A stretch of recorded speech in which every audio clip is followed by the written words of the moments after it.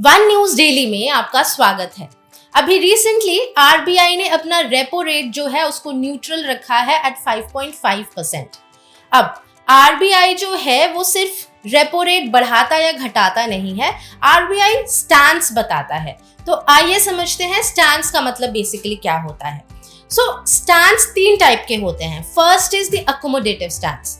अब accommodative stance RBI तब follow करती है जब उसको ग्रोथ बूस्ट करना है। जब आरबीआई चाहती है कि लोगों के हाथ में पैसा हो तो वो रेपो रेट अपनी घटा देती है। तो अगर रेपो रेट घट रहा है मतलब लोन लेना और ईएमआई पे करना आसान होगा। So people will have more money in their hand and they will be able to use that money for investment. Second is tightening stance. Tightening stance RBI तब फॉलो करती है जब उसको इन्फ्लेशन कंट्रोल करना है। लोगों के पास बहुत पैसे हैं एंड लोग उस पैसे को बहुत ज्यादा स्पेंड कर रहे हैं जिसकी वजह से इन्फ्लेशन बहुत ज्यादा है। सो आरबीआई क्या करती है, अपने रेपो रेट को बढ़ा देती है।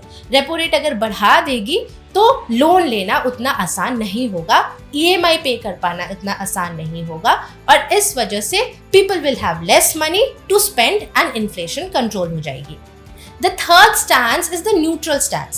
Neutral stance basically RBI market को स्टडी करने के लिए या इकोनॉमी को स्टडी करने के लिए एक न्यूट्रल स्टैंस रखता है जिसमें ना तो वो रेपो रेट को बढ़ाता है ना ही रेपो रेट को घटाता है।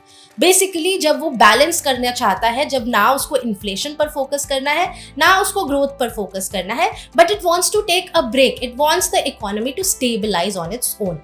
सो बेसिकली न्यूट्रल स्टैंस लिया जाता है नेक्स्ट स्टैंस या नेक्स्ट सेशन के लिए प्रिपेयर होने के लिए। So you have to tell me what do you think, next session में आरबीआई अपना रेपो रेट बढ़ाएगा, दैट इज टाइटनिंग स्टैंस रखेगा, या रेपो रेट घटाएगा, दैट इज अकोमोडेटिव स्टैंस रखेगा।